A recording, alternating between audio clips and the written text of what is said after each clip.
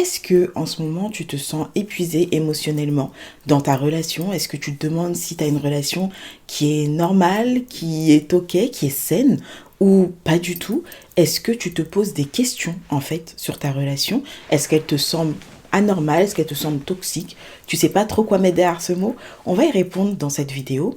Aujourd'hui, j'aimerais qu'on parle et qu'on se concentre sur qu'est-ce que c'est qu'une relation toxique? Comment sortir d'une relation toxique? Vous l'avez vu dans le titre. C'est de ça qu'on va parler. On va pas tarder, on va pas trop tergiverser. On va directement entrer dans le vif du sujet.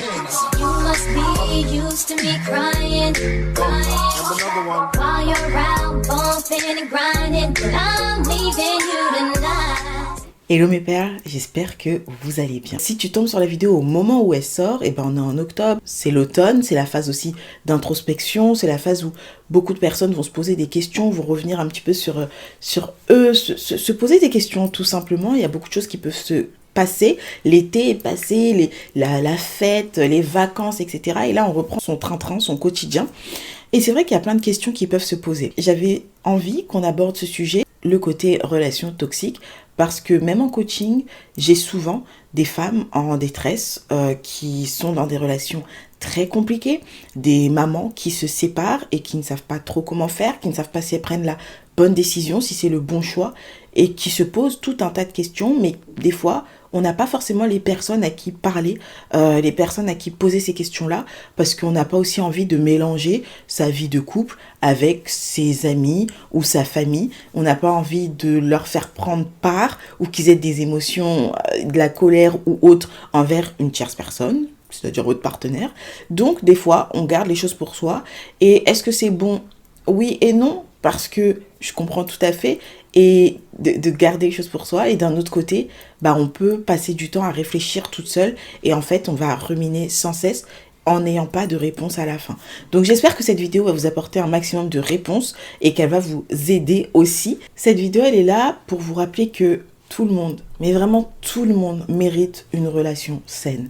Peu importe d'où l'on vient, peu importe ce qui s'est passé dans notre vie, peu importe ce qu'on a déjà fait auparavant, peu importe notre passé, on a tous et on mérite tous une relation saine. On a tous le droit à une relation saine avec de l'amour inconditionnel. On y a le droit. Alors oui, c'est peut-être idéaliste, c'est peut-être rêveur ou ambitieux de se dire qu'on va trouver la personne idéale qui va nous correspondre, qui va nous aimer profondément pour ce qu'on est et pas uniquement pour ce qu'on a ou ce qu'on fait. Vraiment une personne qui va nous aimer pour notre être.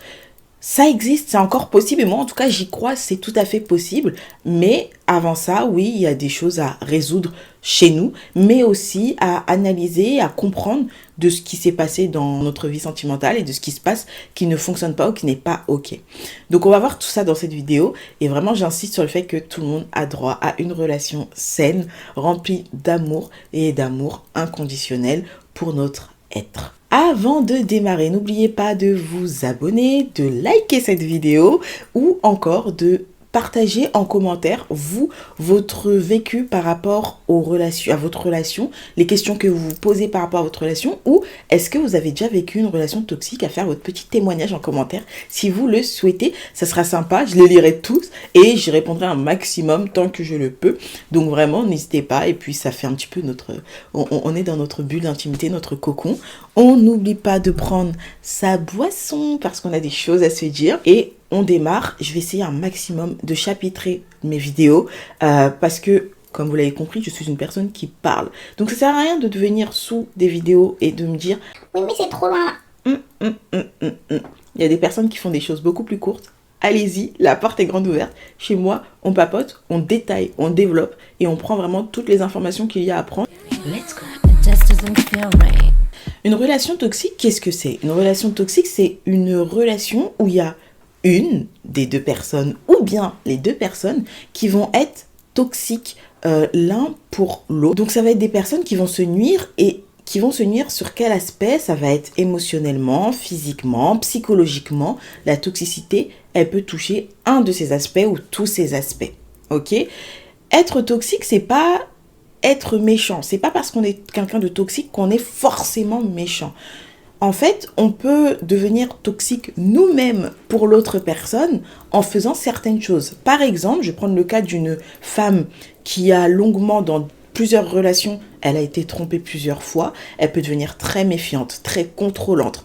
Quand elle va entrer dans une nouvelle relation, elle va être toxique envers son partenaire qui lui n'aura rien demandé et qui va prendre en fait tout le passif d'une autre personne, qui va prendre les blessures de l'autre personne en face et qui va devoir le supporter parce que la personne n'a pas fait le travail d'aller guérir de ces relations qui ont été compliquées et toxiques auparavant. Et donc en fait, à force, nous-mêmes, on peut devenir le toxique de quelqu'un. C'est-à-dire que tout le monde peut être le toxique de l'autre. Ça ne veut pas dire que vous êtes méchant, parce que être toxique aussi, c'est pas quelque chose de forcément conscient. On n'est pas toujours conscient d'être une personne toxique. Par contre, et c'est là où je vais faire une grosse différence qui est très très importante. Sur les réseaux sociaux, on voit énormément le terme pervers narcissique ressortir, le terme PN ressortir. Il existe et je suis contente qu'on en parle de plus en plus parce qu'il y en a. Ils existent, ils sont là, elles existent aussi, elles sont là. Cependant, tout le monde n'est pas pervers narcissique. Donc il ne faut pas vulgariser le mot et l'utiliser comme ça parce qu'une personne va faire une action, on va dire waouh, il est pervers narcissique, pardon. Non. Sur le narcissisme, il y a plein de choses. Il y a les pervers narcissiques, il y a les profils narcisses avec différents types de narcissisme qui sont là aussi en tant que méthode de... C'est des moyens de défense. Ça ne veut pas dire qu'il faut excuser ces personnes-là, loin de là. Comprendre, c'est bien, mais ça n'excuse pas tout. Et donc, il y a des moyens de défense qui peuvent se mettre en place de par, encore une fois, des schémas qui sont passés, etc. Enfin bref, tout ça pour dire que être toxique, on peut être toxique et ne pas le conscientiser. Pervers narcissique, c'est vraiment cette personne qui est en conscience de ce qu'elle fait, qui est en conscience du mal qu'elle fait à autrui et qui le fait avec la volonté de le faire. Alors qu'on peut avoir une personne qui malheureusement va être toxique pour nous parce qu'elle va réveiller des blessures chez nous, parce qu'elle n'a pas guéri elle aussi de certaines choses et qu'elle va nous bousiller émotionnellement, psychologiquement ou autre, ce qui est totalement... ce sont des choses qui arrivent, mais ça ne fait pas de ces personnes-là forcément qu'elles soient méchantes. Et on peut avoir des personnes qui sont toxiques et qui sont aussi méchantes. Enfin bref, pour vous dire qu'il y a plusieurs types de profils, donc il ne faut surtout pas faire des raccourcis. Non, il faut vraiment prendre le temps aussi de comprendre, de se poser les bonnes questions avant déjà de dire oui, toxique, non, pervers narcissique et compagnie. Prenez les bons mots et n'hésitez pas à approfondir. Ok, ça c'est très important. Les premiers signes à analyser déjà, c'est vous. Comment vous vous sentez, vos ressentis, vos émotions. Donc c'est pour ça que c'est important de se connecter à soi. La première chose, c'est vraiment la manière dont vous allez vous sentir. Le sentiment d'anxiété. Tout le temps en anxiété, alors qu'avant la relation, vous n'y étiez pas. Tout le temps en anxiété. Vous vous sentez coupable de faire certaines choses ou pas, ou d'avoir certaines pensées ou autres. Vous avez cette impression que ça ne va jamais, d'accord ? Vous vous sentez vraiment pas bien, vous êtes rempli de doutes, et ça c'est constant, ça revient tout le temps. Ça c'est déjà un premier signe. Il y a des choses qui ne gassent pas, il y a des choses qui ne vont pas. Est-ce que vous êtes constamment épuisé par votre relation ? Est-ce que vous passez du temps à tout donner et l'autre est juste là pour prendre ?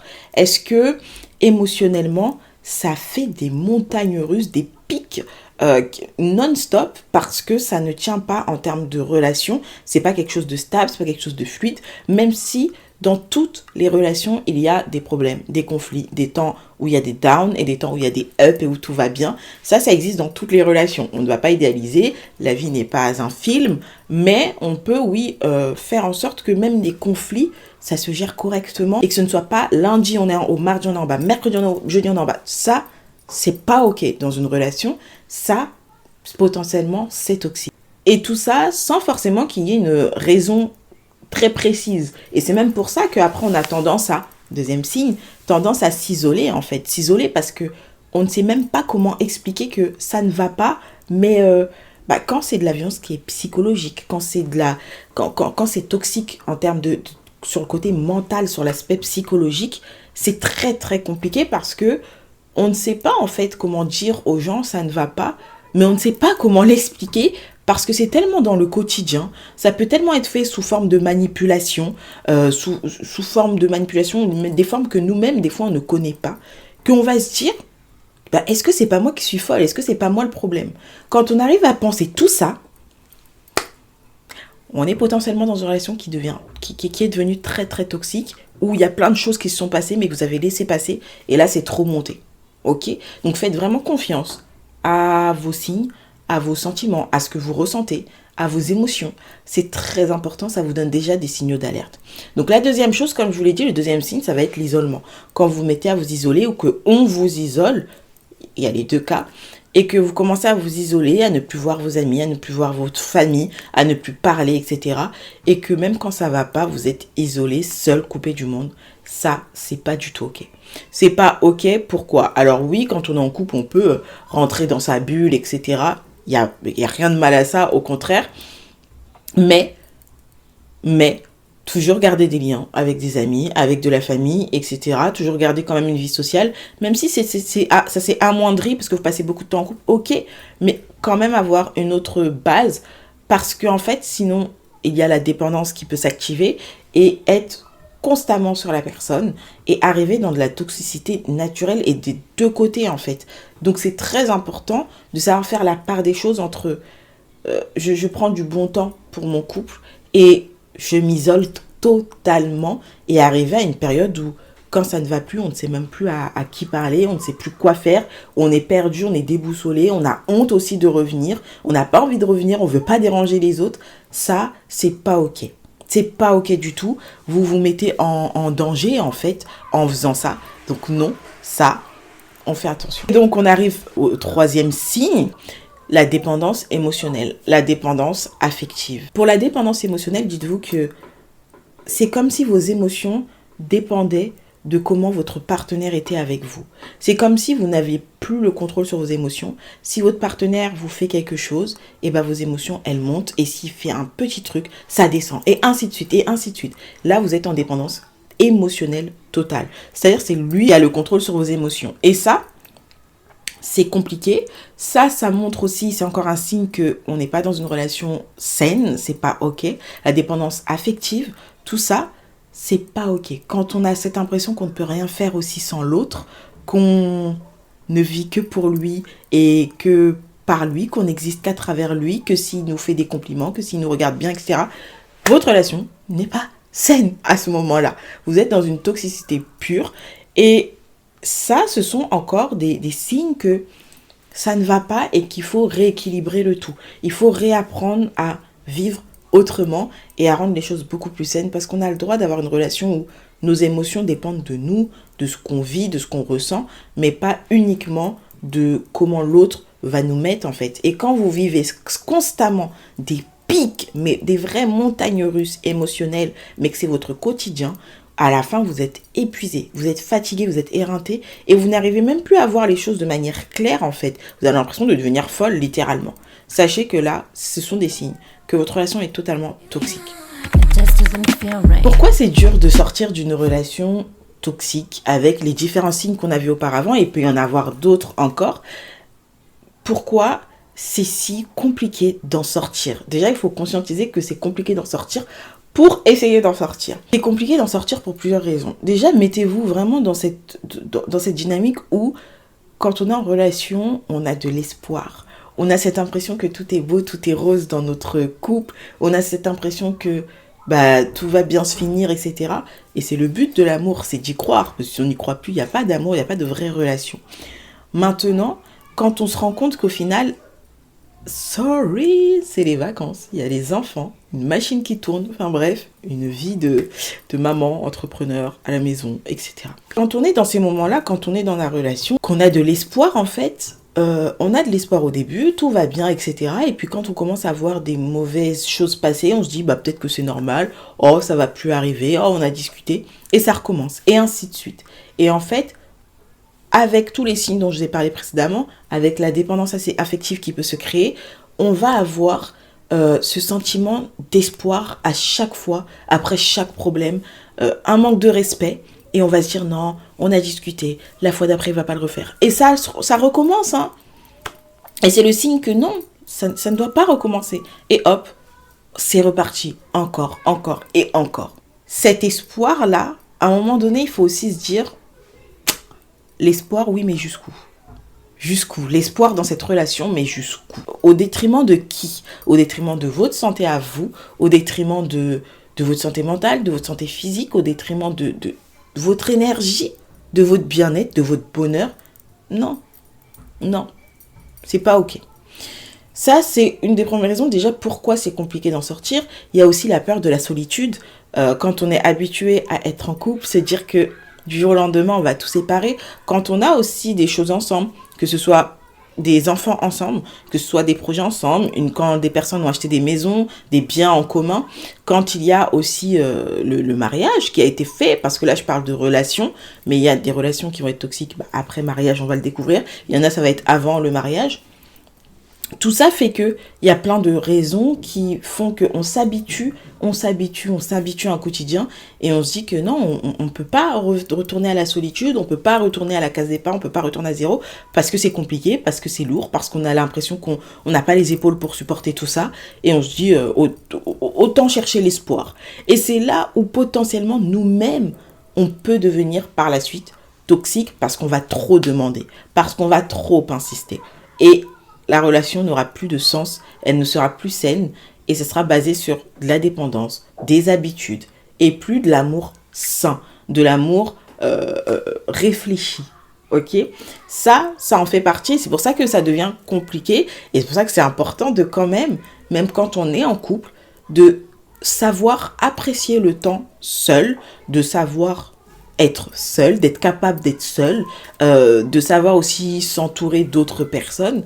Parce que ça nous aide en cas de coup dur. Ça ne veut pas dire que quand on est dans une relation saine, s'il y a une séparation, c'est pas compliqué. Non, non. Toute rupture peut être compliquée, toute rupture peut nous faire mal, peut nous faire du mal. Certaines vont faire beaucoup plus de mal que d'autres. Et c'est ok, et il faut l'accepter. Et il y a un deuil de la relation à vivre en fait.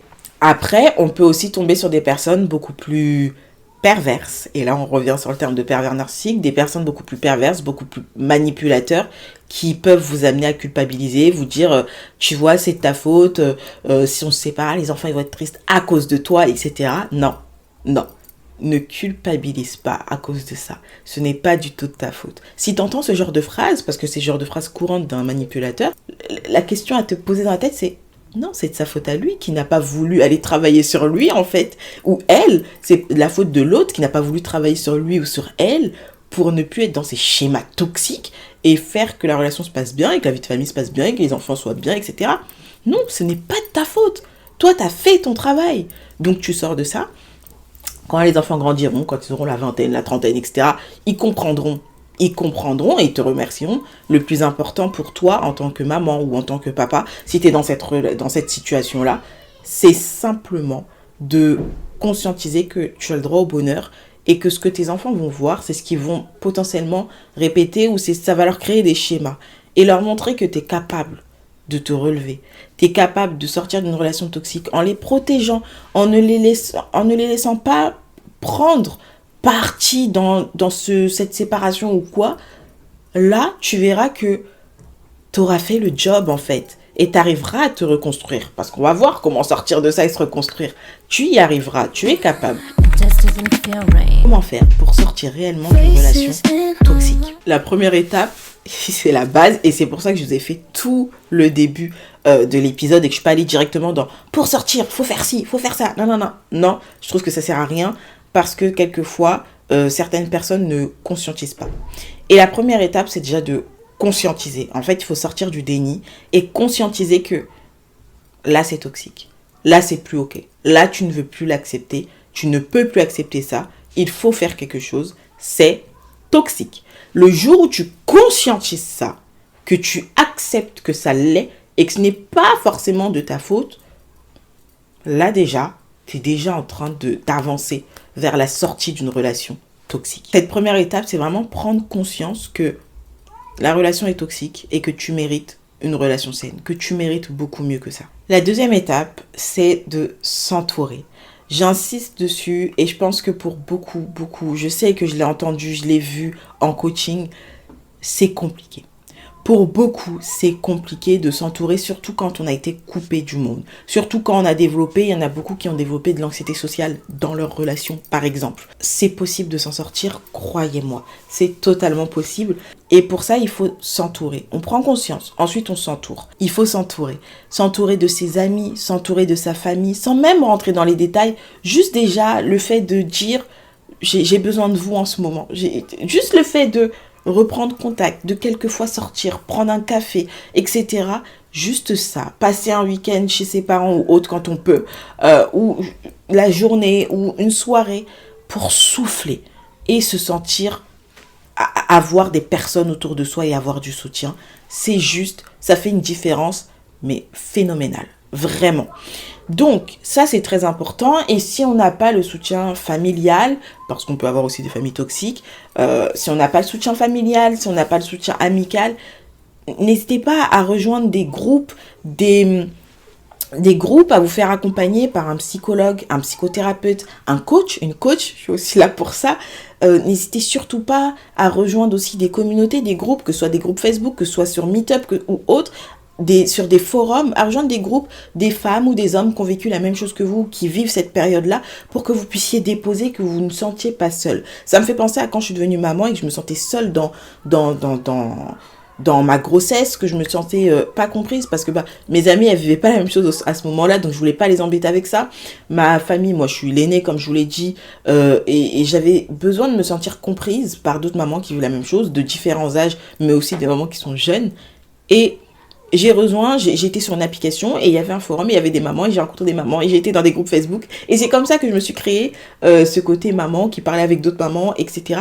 Et ça m'a fait énormément de bien durant ma première grossesse où tout était compliqué pour moi à cette période-là de ma vie et où même le couple était compliqué à ce moment-là et je me sentais pas comprise. Et ça m'a fait du bien, ça m'a permis de me relever, d'avancer et de me construire et de continuer à faire mon bout de chemin, de prendre mes études, etc. et tout.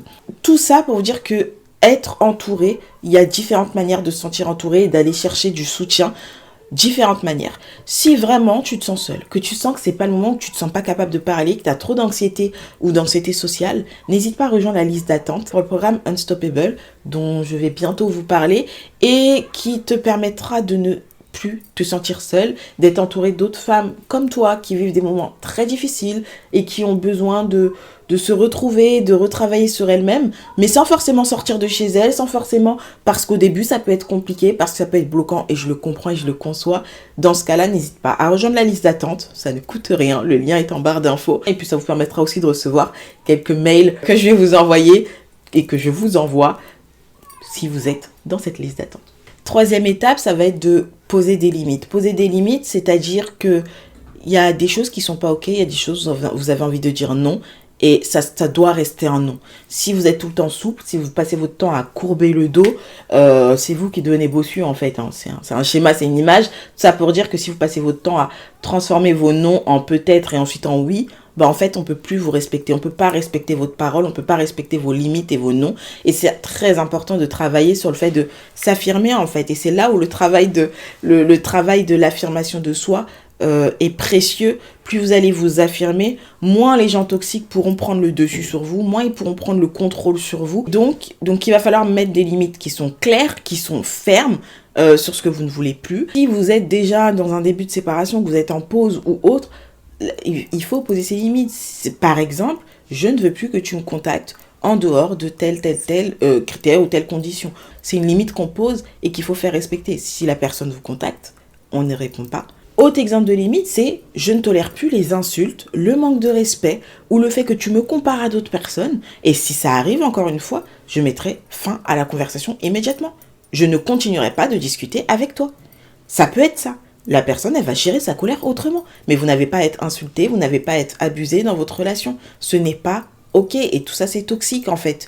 Donc, poser des limites, c'est vraiment la base pour que vous ne soyez pas sans cesse manipulé émotionnellement, sans cesse épuisé émotionnellement, ou même en termes d'énergie physique et autres. Ok ? Donc, il faut vraiment travailler sur le fait de poser des limites et de dire non, c'est non, ou stop, c'est stop. Et c'est pour ça qu'on pose la limite de ce que vous voulez, ce que vous ne voulez plus, et les conséquences qui arriveront quand cette limite sera franchie. Et les conséquences, mesdames, je sais que c'est dur, mais il faut les tenir.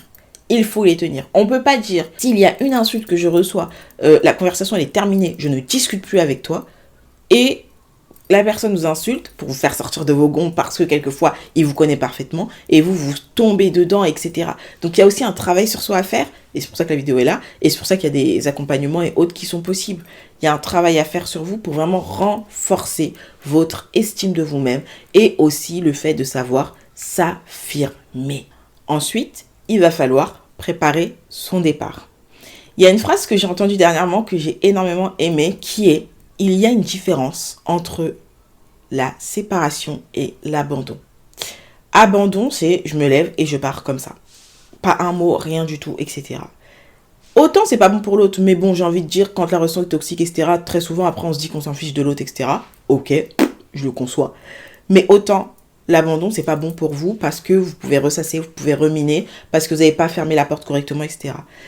Pensez séparation. La séparation, c'est quelque chose de progressif, c'est quelque chose d'expliqué, c'est quelque chose qui a été fait progressivement, proprement, et où vous, à la fin, vous êtes OK avec vous-même, en fait. Vous êtes tellement en paix avec vous-même parce que vous avez dit les choses, parce que vous avez été clair, et puis après, si la personne elle veut être choquée ou autre, vous ne laissez pas place à la manipulation, vous continuez votre bout de chemin, vous savez que vous avez déjà prévenu et que vous avez à faire ce que vous avez à faire. Préparer la séparation, ça veut dire quoi? C'est-à-dire qu'il faut se préparer émotionnellement, c'est-à-dire qu'il faut se préparer logistiquement parlant. Qu'est-ce que j'entends par là? Préparer la séparation, alors oui, c'est tellement compliqué quand on se dit qu'il y a plein de choses à faire, et plus on a vécu ensemble, plus il y a plein de choses à séparer. Plus on s'est engagé dans des choses ensemble, plus il y a des choses à séparer, et ça peut être extrêmement lourd et on peut se dire qu'on va jamais s'en sortir. Non, parce que si on fait ça, c'est en fait on abandonne et en fait on se résigne à vivre une vie pas top, une vie malheureuse, une vie avec de la toxicité, etc. Pas du tout. Vous pouvez changer les choses, mais il va falloir y aller petit à petit et stratégiquement. La première étape, c'est déjà d'accepter que émotionnellement, vous allez faire la séparation. Vous allez récupérer vos émotions qui vous appartiennent et les émotions de l'autre appartiennent à l'autre. Il va falloir apprendre à se détacher, faire le travail de détachement émotionnel, faire le travail de détachement sur la dépendance affective et redevenir indépendante. Donc tout ce travail-là, je recommande fortement de le faire en étant accompagné, que ce soit par un coach, que ce soit par un psychologue, par un psychothérapeute, toute autre thérapie ou autre programme ou chose que vous pouvez faire. N'hésitez surtout pas, des challenges, etc. N'hésitez pas à déjà travailler cet aspect émotionnel qui est le plus lourd, j'ai envie de dire, le plus dur, surtout pour les personnes qui sont hypersensibles. Je vous comprends totalement, c'est très compliqué émotionnellement, mais c'est possible, c'est faisable. Donc, il y a ce travail de détachement émotionnel qui va se faire petit à petit, et vous allez avoir des phases où vous allez pleurer, vous allez être dans le down, et vous allez vous remettre, et vous allez pleurer, et vous allez vous remettre, et vous allez vous pleurer, et c'est ok. C'est ok, il faut l'accepter et il faut laisser couler les émotions, il faut laisser sortir ce qui doit sortir. Faire le ménage en fait, d'accord? Quand vous pleurez, dites-vous que vous êtes en train de faire le ménage intérieurement. La deuxième étape, dans cette étape-là, ça va être logistiquement. Il faut préparer la logistique et ça se fait petit à petit aussi. C'est-à-dire qu'il faut voir où je vais. Est-ce que je vais quitter le logement? Est-ce que la personne est prête? Vous êtes avec quelqu'un de toxique, mais quand même qui a une bonne tête, bien pensante, mature, etc., responsable. Est-ce que c'est lui qui va quitter? Est-ce que c'est vous qui allez quitter? Est-ce que vous allez changer de logement pour un renouveau total? Comment faire pour trouver un logement? Est-ce que c'est possible avec vos conditions?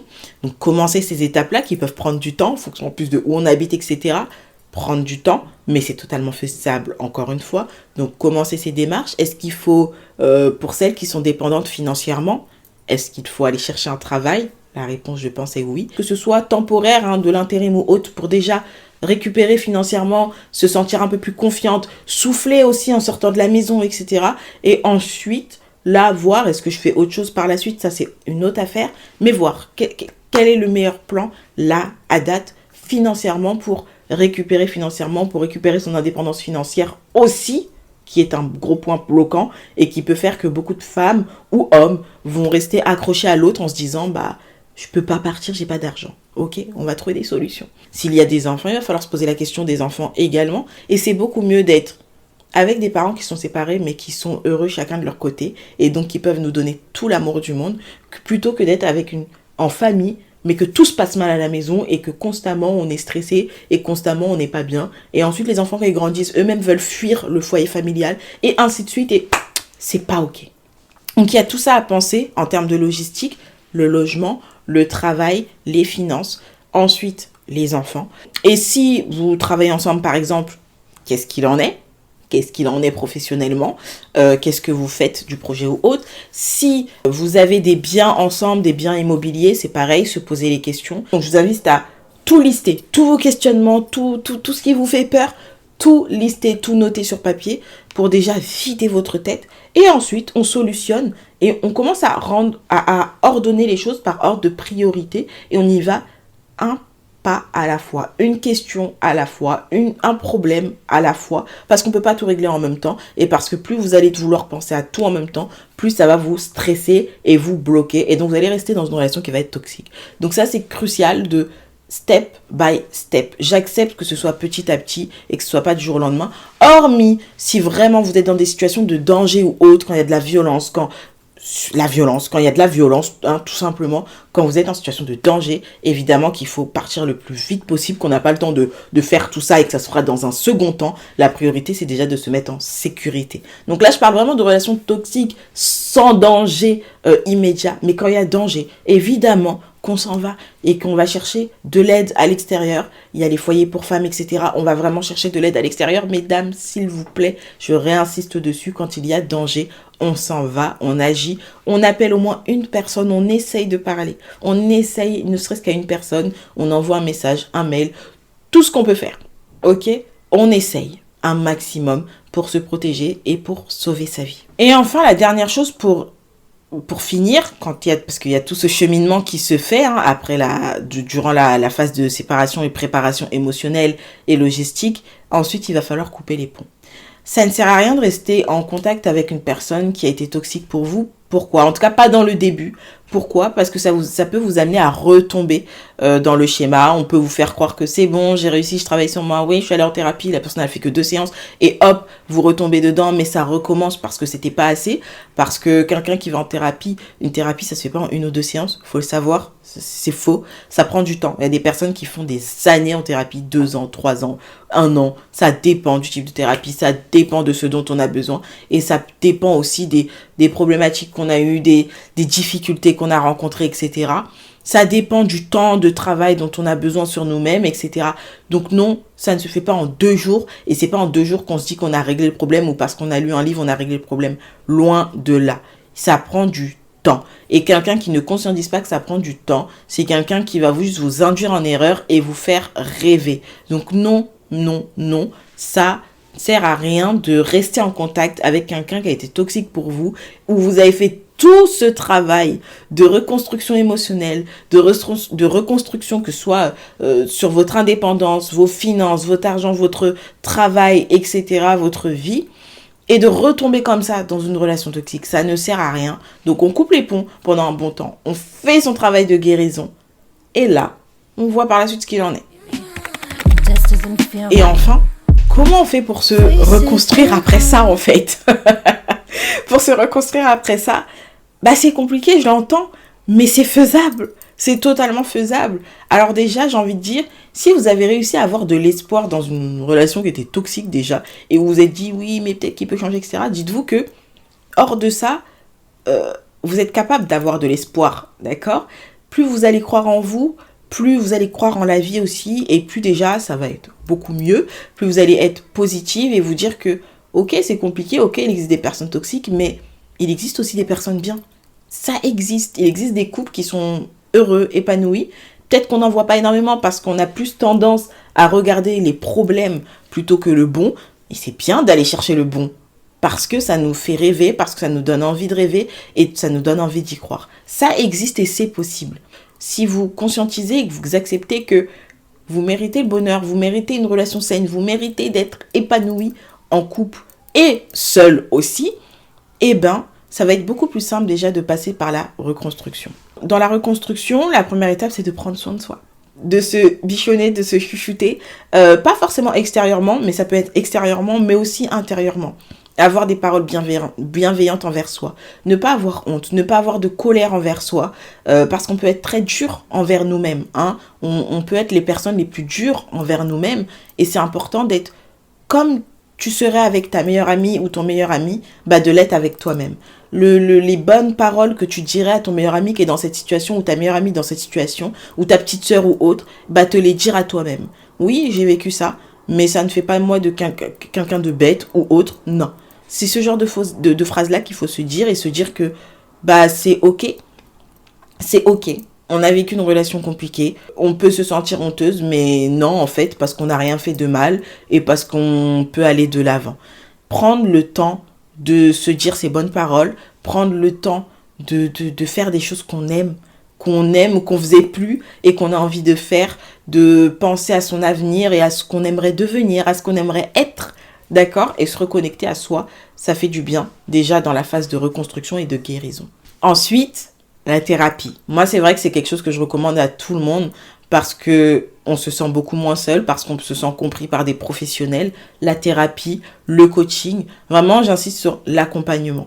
Être accompagné par un professionnel qui va nous accompagner, nous suivre et nous aider aussi à nous reconstruire, à ressortir de ça, à retravailler notre estime de nous-mêmes, notre confiance en nous-mêmes, notre affirmation de nous-mêmes, notre vision de l'amour, notre vision du couple, à aussi guérir aussi de certaines choses, parce que très souvent on peut tomber dans des relations toxiques parce qu'on n'a pas eu de schéma ou de schéma de relations saines. Quand on n'a pas de schéma de relations saines, bah c'est compliqué de construire une relation saine par la suite parce qu'on n'a pas le modèle. Et les êtres humains, quand ils se construisent, les êtres humains apprennent par l'imitation. Et si on a eu des couples face à nous ou autour de nous, que des couples destructeurs, que des couples qui subissent ou autres, on peut être amené à se dire que c'est la normalité, alors que pas du tout. Et donc, être accompagné pour déconstruire tous ces schémas qui peuvent être enfouis, qui peuvent être profonds chez nous et on conscientise même pas certaines fois, eh ben, ça peut faire une grande différence dans notre reconstruction, dans notre guérison, pour mieux avancer et pour ne pas répéter les mêmes erreurs en termes de relations.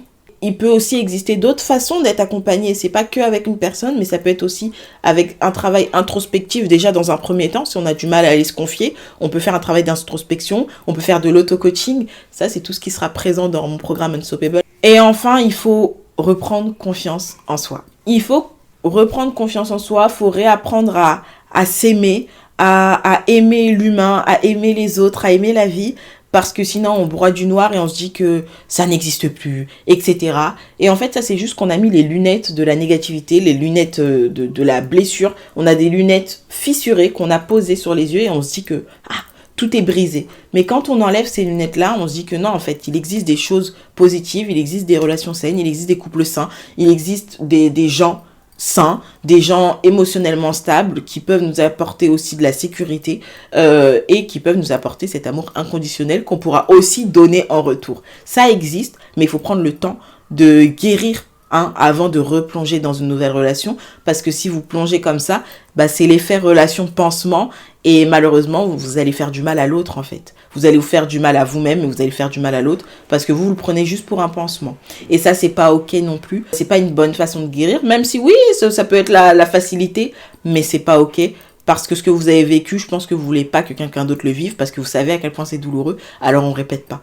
On va travailler pour guérir et ensuite on rentre dans une relation et c'est beaucoup plus sain et on est beaucoup plus heureux, beaucoup plus épanoui. Voilà ce que j'avais à vous dire dans cette vidéo. J'espère que la vidéo vous a aidé. J'espère que cette vidéo vous aidera, vous aide. N'hésitez pas à revenir dessus quand vous sentez des downs.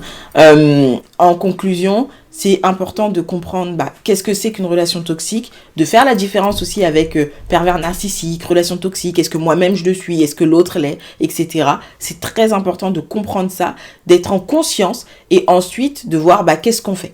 Qu'est-ce qu'on fait? Comment on fait pour sortir de ça? Et est-ce qu'on est obligé de se séparer dans une relation toxique?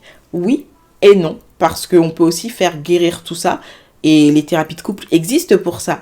Mais c'est pas tous les couples avec une relation toxique qui peuvent guérir de ça. Quelquefois, malheureusement, ça ne marche pas parce qu'il y en a un des deux qui n'arrive pas, en fait, à sortir de ces schémas-là.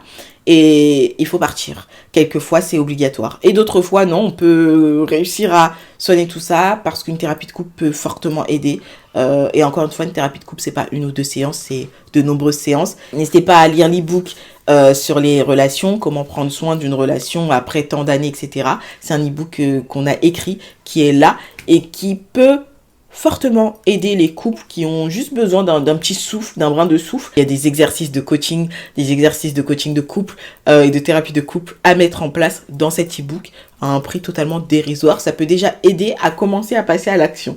Par contre, quand on parle de toxicité profonde, il y a d'autres choses à faire, mesdames, vous l'avez compris, messieurs, vous l'avez compris. Tu as la capacité de sortir d'une relation toxique. Tu as la capacité d'affronter les épreuves que tu vis et que tu rencontres aujourd'hui. Parce que si elles sont là, si c'est toi qui les rencontres, c'est que toi, tu as les solutions et tu as les épaules pour sortir de tout ça et pour te relever. Tu es capable. J'insiste dessus. Tu es capable et tu peux devenir totalement inarrêtable si toi, tu décides de travailler sur toi, d'investir en toi et de croire en toi. Parce que moi, je crois en toi, mais le plus important, c'est que toi-même, tu puisses croire en toi-même. Et tu verras que en croyant en toi, il n'y a personne qui pourra te stopper. Personne, aucune personne toxique ne pourra te freiner. Et tu arriveras à atteindre les objectifs, la vie que tu idéalises et que tu rêves d'avoir. Mais il faut vraiment que tu prennes le temps de croire en toi, que tu réapprennes à croire en toi, à te faire confiance et à aller de l'avant. C'est tout ce que j'avais à vous dire dans cette vidéo. N'oubliez pas de vous abonner, de liker si ça vous a plu et d'activer la cloche de notification pour être alerté lorsqu'il y aura une prochaine vidéo. Je vous fais plein de bisous. Prenez soin de vous. Bye bye.